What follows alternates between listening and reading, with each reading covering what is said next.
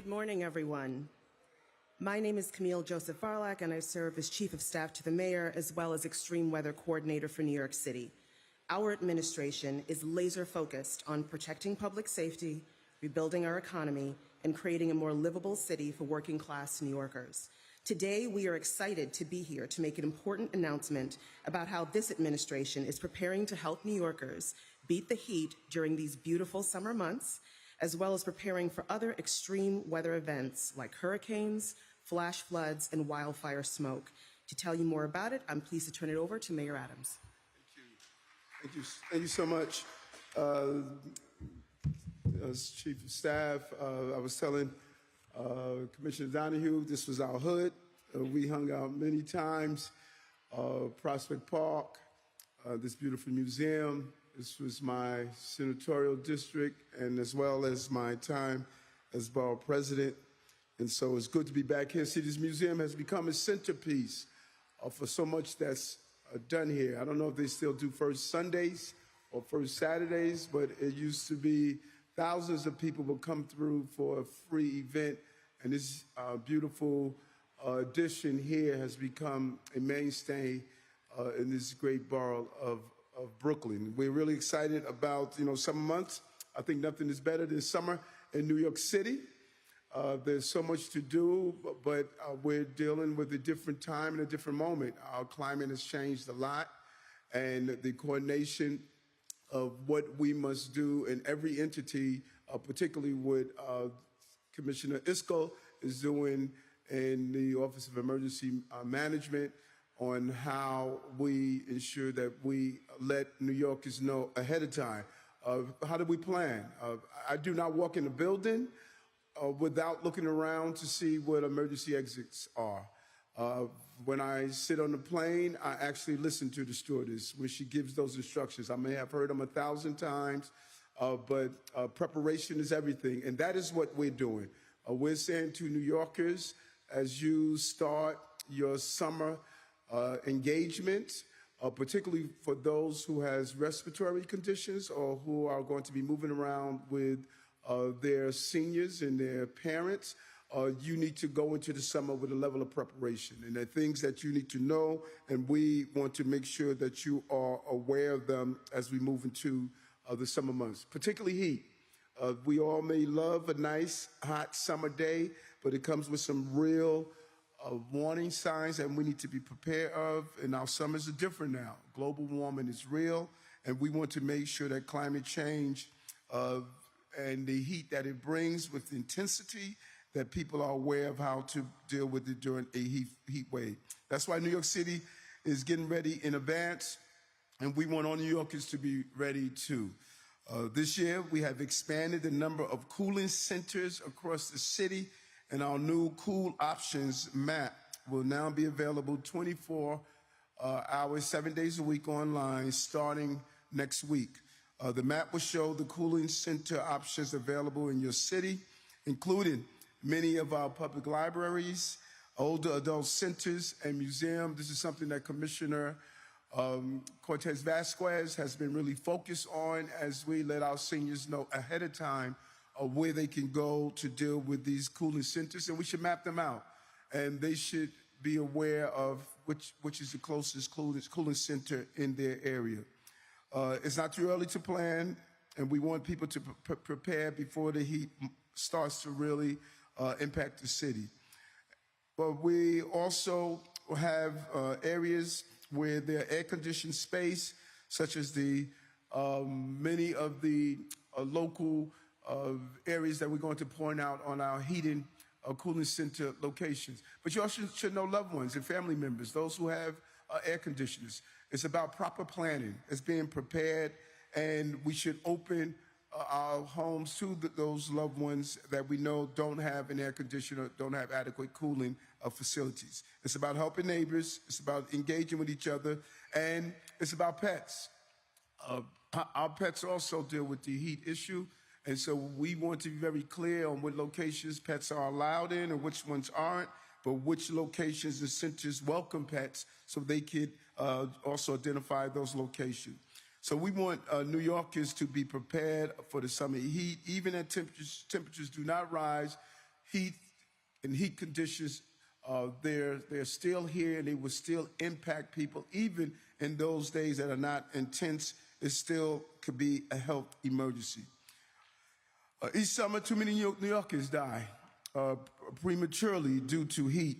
And it's something that we really take for granted. We talk about cold weather emergencies, but we need to be concerned about the heat weather and how it impacts. So tomorrow, May 31st, is National Heat Awareness Day.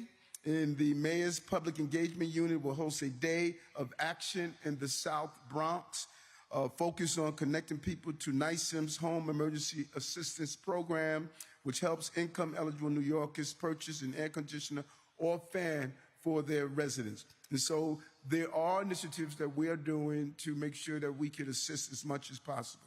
In addition to opening cooling centers citywide, we're also expanding our city's national cooling system and our tree canopy. Our Parks Department has planted over 15,000 new trees in 2024. Just an amazing job, Sue and her team. And we are on pace to plant more than 18,000 trees this year, the highest total in 8 years. And I don't think anything does a better job of a natural cooling than sitting under a tree under a difficult and hot day. Every tree we plant provides shade and lowers temperatures, in addition to beautifying our streets and sidewalks. And when we take care of nature, nature takes care of us. We're also making robust efforts to protect older New Yorkers during heat events by connecting our seniors with free indoor thermostats and working with partners like City Meals on Wheels, Staten Island, God's Love We Deliver, and the Food Bank for New York City to distribute heat safety information to vulnerable population. These partners already deliver food to the homes of those who are homebound, and this is a way, as we deliver food, to deliver information that can prepare them from heat-related emergency. So we want New Yorkers working outside to also stay safe as well. So we'll be distributing thousands of cool kits to delivery drivers and outdoor laborers working under the summer sun, as well as promoting safety for all outdoor workers. Extreme heat is a real concern for us. We're taking this seriously. Historically, we don't do these updates and broadcasts, but we learned a lot from last year. And all of these commissioners who are here wanted to come together and do a collaboration of how each one of their agencies is going to provide some level of touching their constituencies to ensure that they have some way of dealing with the heat. Last year, we saw how quickly dangerous wildfire smoke could blanket our city. Coming from Canada, it was really something amazing to see how something so far away can impact our city and impacting the breathing of everyday New Yorkers, even from fires 1,000 miles away. So this year, we have updated our air quality emergency guidelines with new technology in monitoring, greater outreach to vulnerable populations, and more protections to critical services and infrastructure such as public transportations and hospitals. If there are serious air quality concerns, we can modify school operation and outdoor events, and early information and notification can go a long way. We want to know when we should notify people to wear high-quality masks, and we also want to be able to quickly distribute high-quality face masks. New Yorkers are encouraged to sign up for Notify NYC, the city's free emergency notification system, which will keep everyone updated about weather and air quality issues. Notify NYC is available in 14 languages, including American Sign Language. You can also visit airnow.gov for up-to-date information on air quality in your area. We saw during Superstorm Sandy, a hurricane headed towards New York City is one of the biggest threats we face. That season is upon us, and the upcoming Atlantic hurricane season is expected to be worse than usual because of record warm ocean temperatures, among other factors as well. So we need to be ahead of time and do proper notification and pack a safety bag when you have to move or leave repeatedly and be aware of those who are dealing with health-related issues and that are homebound. So led by New York City Emergency Management, we have been preparing all year round, and we need New Yorkers to do the same. First, know your zone, and be prepared to evacuate if needed. New York can find out if they live in one of the 6 evacuation zones by visiting nyc.gov/knowyourzone or calling 311. So make a plan to evacuate by knowing where to go and how you're going to have your movement in a safe way.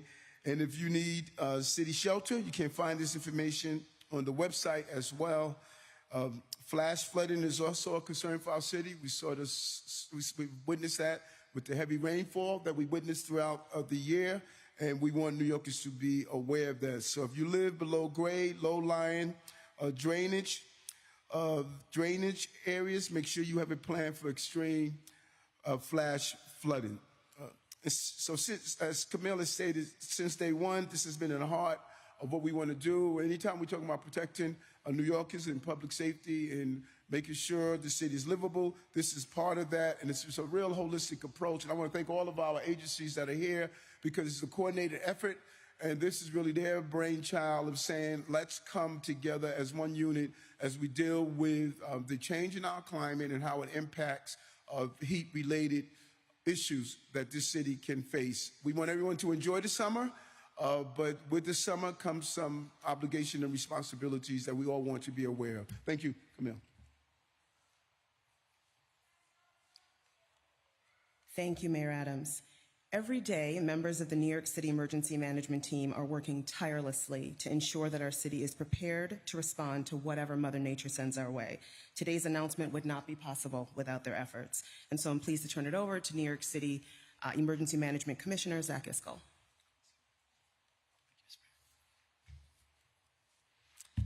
Good morning, and thank you all for joining us today. Since day one, Mayor Adams has given leaders in his administration a clear mission: protecting public safety, rebuilding our economy, and making our city more livable for all.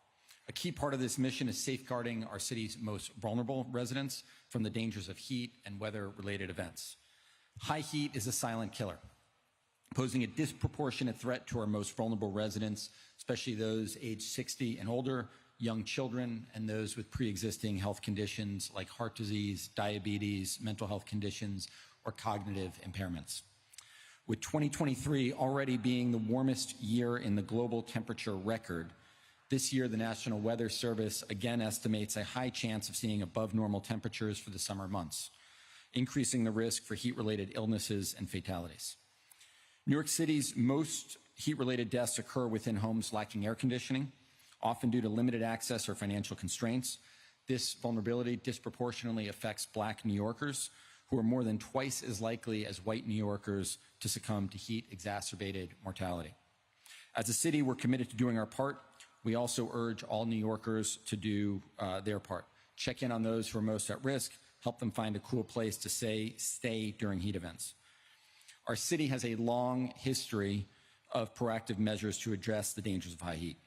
This year, we're taking that commitment even further with a renewed focus on reaching and protecting those who need it most, designed to better protect our residents in the face of increasing temperatures.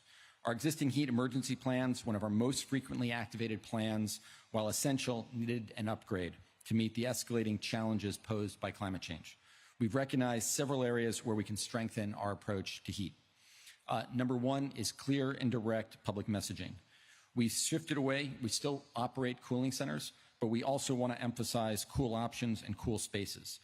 This encompasses a wider range of accessible locations and actions for New Yorkers to find during hot weather. We also have a renewed focus on empowering individual preparedness. Cool options, cool spaces include familiar places like libraries, community centers, malls, pools, and museums. We're also partnering with local businesses, elected officials, and organizations to expand our network of cooling centers, including this museum where we are today, here at the Brooklyn Museum, other places like Lincoln Center and the Museum of the City of New York. And we are inviting more elected officials and community boards and other partners to join this effort. We are also piloting a program, as the mayor said, to distribute cool kits This is one of the cool kits containing essential heat safety items to delivery drivers, outdoor workers, and other at-risk groups. These kits include a cooling towel, cold pack, water packets, electrolyte mix, and sunscreen. And then also through our Strengthening Communities program, which is our network of community-based organizations, nonprofit partners. These are grassroots programs. We're piloting a program to distribute indoor thermometers, as the mayor said, to older adults, helping them monitor their home temperatures in order to stay safe. And finally, as the mayor also said, we're working with partners, food partners like City Meals on Wheels, Staten Island, God's Love We Deliver, and the Food Bank for NYC to distribute heat safety information to our city's most vulnerable populations. And finally, as the mayor also mentioned, we are revamping our cooling center finder. Cooling centers are air-conditioned sites open during heat emergencies to provide New Yorkers with relief. As of next week, our cooling center finder will now be available year-round, not just during heat emergencies. This allows residents to plan ahead and locate convenient options whenever they need them. It's available in 13 languages or by calling 311. I also wanted to briefly talk about air quality, which often accompanies high heat. Since wildfire smoke blanketed the city last year, we've been working on internal protocols to improve our response to air quality incidents. Our new protocols, created in collaboration with cities like San Francisco, will better equip us for air quality events going forward, including increasing agency coordination and public messaging to our most vulnerable populations. For more guidance, you can visit the Health Department's website. This summer's forecast would be remiss if I did not mention also includes heightened hurricane activity. We have updated the city's coastal storm plan. We are relaunching our Know Your Zone campaign, and we're implementing targeted messaging for residents who live in basement apartments. We work closely with the National Weather Service in the run-up and throughout hurricane season, actually all year round, to prepare for potential impacts and collaborating with other city agencies to mitigate those impacts from hurricanes, tropical cyclones, and severe weather. But more importantly than what the city is doing to prepare, today is really about letting New Yorkers know what they need to do to beat the heat. So remember to rest, hydrate, locate shade if you're working outdoors. If your work is strenuous, avoid extreme temperature changes. Seek out air-conditioned, cool options, spaces, centers like libraries or malls. If you set your air conditioner, set it to low cool. We recommend about 78 degrees to stay comfortable and safe while also saving on electricity costs and helping us protect the grid. And most importantly, check in on your neighbors, especially the elderly, those with medical conditions. For more tips, you can visit nyc.gov/readynewyork. One of the things I always emphasize is it's very important for each individual family to develop your own preparedness plan. Every family is different. I've got 4 kids, 3 rescue dogs, occasionally a mother-in-law, an older adult who lives with us. That's very different than if you live by yourself, you know, in terms of the plans that you might need, the things that you might need to think about. So make sure you have a plan that works for you and your loved ones, those that you care about. You can develop that. Again, we offer a lot of resources at nyc.gov/readyny. And finally, I would not be New York City Emergency Management Commissioner if I didn't take this opportunity to encourage everyone to sign up for Notify NYC. Available in 14 languages, including American Sign Language. You can sign up at nyc.gov/notify by calling 311 or by downloading the apps. Thank you all so much, and thank you, Mr. Mayor. Back over to you, Camille.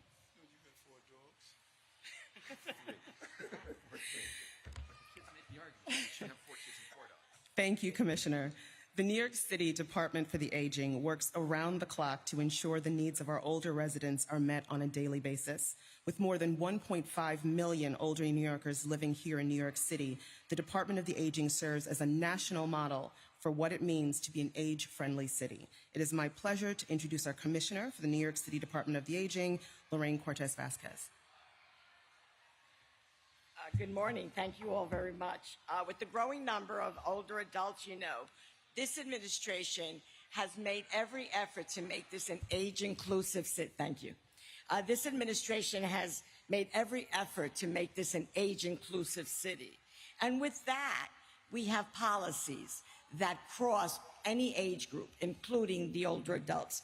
I am very pleased that we were talking about cooling centers. About 308, about 250 of those serve as cooling centers, and you can find them on the cooling center map. The other thing that we would say is that for those older adults who have family members, as the mayor said, make sure that you check in on your neighbor, on your family member. They're the most vulnerable population. During extreme heat, it is really important for us to send out information to older adults. Cooling centers are critical. You have a map, we can know exactly where they are. The commitment of the Department for the Aging is that they're in your community, representing your needs and your wants.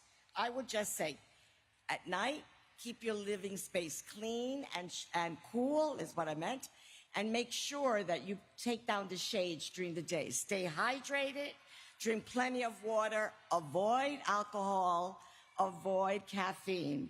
It is really important for us. If you're unsure of how to access the map or how to find out what the center is in your area, please call Aging Connect 212-244-6469. And with that, I can say it is partnerships like this that keep New York City healthy, cool, and prepared. Thank you all very much. Thank you, Commissioner. Next, it is my pleasure to introduce Alexandra Silver, the Director of the Mayor's Office of Animal Welfare, who is a true leader in ensuring the well-being and safety of our city's four-legged friends. Alex? Thank you so much. And thank you, too, to Neil and Hugo, who I'm going to ask and see if they can come up and join us, if possible. Neil and Hugo are from the Brooklyn Cat Cafe, despite their species. So this is Hugo, this is Neil, and I'm grateful to them for coming to help spread the word about protecting companion animals. So as the mayor mentioned, we want to make sure all New Yorkers, and that includes pets and the people who love them, are safe.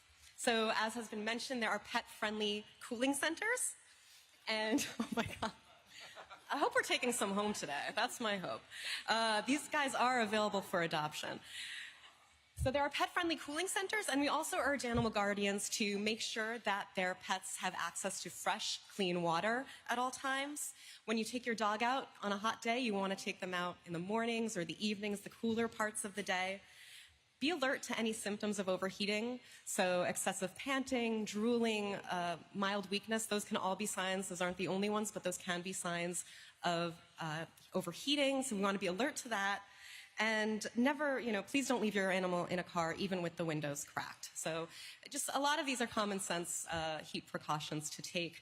And the last thing I'll just say about air quality, it's pretty much what we would say to humans. If you have serious air quality concerns, limit your time outside with your pets.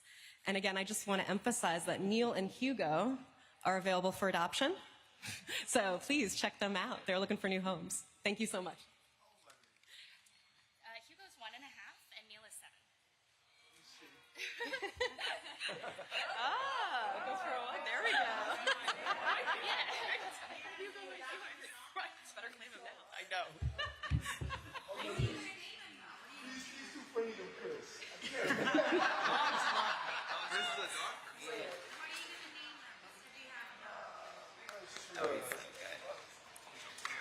I know.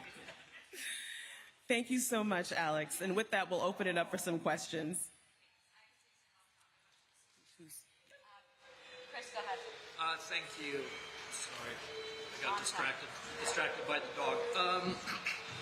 Mayor, and maybe for the Emergency Management Commissioner as well, you mentioned the air quality guidelines. They're being updated to reach more vulnerable New Yorkers. Can you go into a little bit more detail on what exactly that means? How is it being updated? How will that help the city reach more vulnerable New Yorkers? And on the Canadian wildfires, are you actually expecting wildfire smoke this summer? And on a final point with the cooling centers, how many are there and how many are going to be open 24/7, as you mentioned? I'm sorry, couldn't hear the last question. The last part about the cooling center, I think the mayor said that some of them are going to be open around the clock, 7 days a week. The cooling center finder is open 24/7. The finder, not the centers. Yep. Okay. So in terms of air quality, there's a lot of things we're doing to educate New Yorkers about air quality, right? We do it through everything from Notify NYC, through our partnerships with community-based organizations. As I mentioned, there's a lot of information that's been updated on the health department's website. We can provide you, you can find it on the health department's website. We've also done some new protocols in terms of monitoring air quality, closer coordination with New York City, with New York DEC, which is the agency, the state agency that's responsible for monitoring and providing sort of the alerts in the same way the National Weather Service does for weather. And then in terms of the season, just like there is going to be an active hurricane season, it's looking like it is going to be an active wildfire season. So it is something that we are looking at and preparing for. It looks like there are a lot of very dry areas of Canada right now that can lead to increased amounts of smoke when you have those types of wildfires. But it's important to note, wildfires are not the only contributor to air pollution or air quality, right? That is one type. We also have other conditions that are much harder to predict through things like ozone, which is something else that is not something as apparent. But we had an ozone alert last week, I think it was, up in Westchester County. And so those are things that we are also looking at that high heat can contribute to. So, I can go on the DOH website, but do you want to just tell us what are these updates? I think I'll defer you to the Department of Health website in terms of looking for the specific guidance. And then I think a lot of the other things that we're doing is, as the mayor said, providing places, and directing New Yorkers to places like airnow.gov so that they know where they can get the information as well. Question about the cooling centers. You mentioned several of them are going to be in libraries. Libraries are mostly closed on Sundays. I guess, is there going to be an alternative on those days, or will they be open despite the closures? The site is going to list all the cooling systems. Not only going to be in libraries, but it's going to be in all the cooling system. And we're still in the budget negotiation. We don't know what the final results are, but we will address wherever folks need to find cooling. We will have spaces for them. Wherever folks need to find cooling, we're going to have space for them. Andrew. How are you? Good, man. How you doing? Good to see you, man.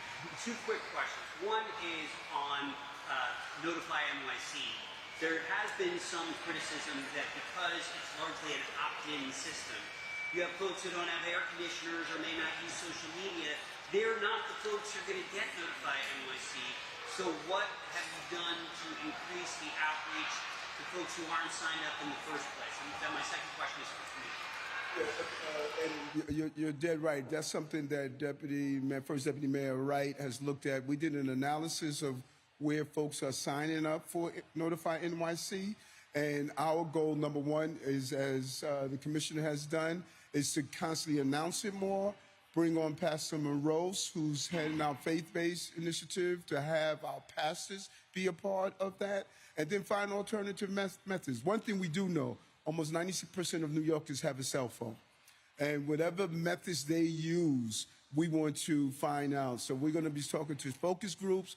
How do we get people to be more forward-thinking on signing up for a great tool, Notify NYC, but it's not being used as the way we would like to across the city. One other thing I just want to add to that is, the mayor's really encouraged us to take a multi-channel approach. And so I think it's a fair question. And I don't think you can find all New Yorkers in any one place, right? And so what we do is we do press conferences, we do advisories, we have community-based organizations that do canvassing, both digital canvassing, phone banking, they knock on doors. We email every elected in the city with the forecast when we activate the flash flood plan or when we have these types of alerts, so that every elected in the city can participate in reaching out through their multiple channels to their constituents to make sure they stay safe. So Notify NYC is the primary, but it's not the only way that we're getting information out to the public. Social media is another big one, having the mayor do stand-up videos, doing press conferences. It is a multi-channel approach to getting the information out there. This summer with Know Your Zone, we're doing a big advertising campaign. We're placing ads in local and ethnic media. We have been meeting endlessly with a lot of ethnic media outlets to talk to them about these things. So we try and do a whole host of ways of reaching the public beyond just Notify NYC. My question for Camille was, since becoming extreme... I want to make sure that you know that for older adults, it's a live person who answers the phone. So, and we count on you to give out the information so that everyone can help us. So it's 212-244-6469. And if you don't know how to access the map, you can go there and get information. What I was going to ask you is, since becoming extreme weather czar, whether you think the criticisms of the city's response to some extreme events have been warranted, such as the air quality a year ago, the earthquake recently, some of the flash flooding advisories. You've heard these questions about, well, you're just leaving it up to notify NYC. I'm sorry, could you repeat the beginning part of your question? Are you satisfied with the way the city has responded to crises in the last year, and what do you still want to see improved? Yeah, so I think that when it comes down to it, every single thing that happens in the city, there is an opportunity for improvement, and this administration is constantly striving to make sure that we are improving every aspect of how we deliver services. We meet together regularly as a team. It's not just me. There are a few other folks. I meet with Commissioner Iskel on a regular basis, and we are focused on the seasons as they are coming up, what we need to do, making sure that agencies are prepared, and the agencies are prepared. So I'm looking forward to continuing to serve in this role, and I think we will continue to show up for New Yorkers. Hi, I guess this question is for both the mayor and for the OEM commissioner. I know you said you're relaunching the Know Your Zone. Is that just an advertising, or are you adjusting some of the maps? And additionally, are you going to capture not just the coastal flooding that's in the Know Your Zones, the Zone A, B, or 1, 2, 3, however it is, but also some of the coastal, the non-coastal flooding that we see in non-hurricane rain events? So first off, I love your question. It really is. It's a fantastic question because it's not something that a lot of people really understand in terms of the different types of flooding we need to contend with. So the data that we use for updating the hurricane evacuation zone, I think it was last updated, and we get that from the federal government. I can get you the exact year, but it was a few years ago when we actually updated the specific zones. The Know Your Zone campaign is really about making sure everybody knows what zone that they live in. That has not, those zones have not changed that much or that drastically. One of the big changes that occurred after Sandy was going from 3 zones to 6. We don't have a big change like that. But I think your question gets to the other point of, you know, you may or may not live in a coastal flooding zone, right? And so one of the big dangers from hurricanes is not winds, it's not rain, it can be, but the big hazard is really coastal flooding, right? I mean, you know, you're familiar with Jamaica Bay, water getting pushed into Jamaica Bay, into New York Harbor. That is something that we can model pretty effectively based on the strength of the storm, wind direction, the time. Rainfall, it is a much, the entire city is in a rainfall flood zone, the entire city. And so, you know, if you have an event like we did on September 28th, 29th, where you have significant rainfalls above the forecast that ends up coming in at the high tide cycle in parts of Brooklyn, you're going to have much more significant flooding than if that rainfall had just been, you know, half a mile away and somewhere else. And so we're still working. We have flood sensors that we have been putting around the city. We're working closely with NYU, with DEP to get better data about how we model that. The National Weather Service is doing a lot more to change some of the ways that they proactively message and changing some of the focus of their forecasting around looking at what the potential impacts could be. But the science is not there yet in the way it is with coastal flooding to be able to tell you with that level of accuracy where the flooding will occur when you have storms, rainfall. Data from prior, and I know from Hurricane Ida's remnants in 2021, there's prior data, the data you have from prior storms, and then there's additionally, the city had at that time a map of places that are prone to flooding. I'm thinking of the neighborhoods in parts of Flushing where you had houses built on what had been a tributary of a river. Of course it's going to flood you. Parts of Woodside, Queens where people died, Ridgewood where people died. So do you have that data to We have a rainfall flood map, right, that shows what areas are more prone. The problem is you don't know where the rain is going to fall. With coastal flooding, you know where the water is going to go with pretty good accuracy. With rainfall, you don't know where in the city the rain is actually going to fall. You could have 10 inches of rainfall in Central Park. You could have 10 inches of rainfall in southern Manhattan. Very different events, right? And that's where it's very difficult in terms of And that's one of the reasons that when you get the National Weather Service alerts, when we push that out through Notify, when we start talking about the weathers, that people understand the differences between warnings, watches, different types of statements, so that they know what they need to be paying attention to, because things can change very, very quickly with rainfall.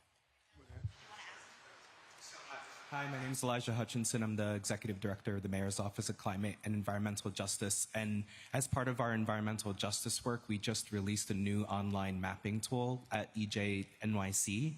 And what that will do is it created a new indicator called a Flood Vulnerability Index, which looks at multiple types of hazards of flooding and also social and environmental characteristics for all neighborhoods across New York City, so that there's flood vulnerability identified today and into the future through 2100. So if anybody has concerns or is looking for other information, we've actually integrated the cooling centers and other information into that map itself too, so that people can access it online at any time. That's EJ NYC. One more, go ahead. All right, thanks. This one's for the mayor. You'd mentioned the Parks Department planting 18,000 trees. Were some of these trees specifically placed in urban neighborhoods that are disproportionately affected by the heat? Sue? Yes, right here. Always like calling Sue. Yes, exactly. Yes, thank you. We absolutely have. We have prioritized what we call heat vulnerability neighborhoods. So there's a heat vulnerability index, and that is where we're prioritizing our tree planting. So we've planted 15,000 today. We've got another 3,000 that are coming. Those are very much targeted towards those heat vulnerability index neighborhoods.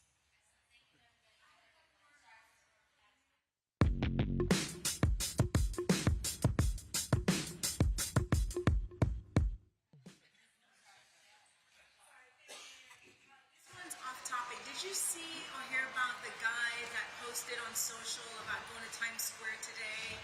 And is there going to be enhanced security? That he's going to go shoot up Times Square today? NYPD has not briefed me on it, but we'll look into it. But they respond rapidly to these things on social media.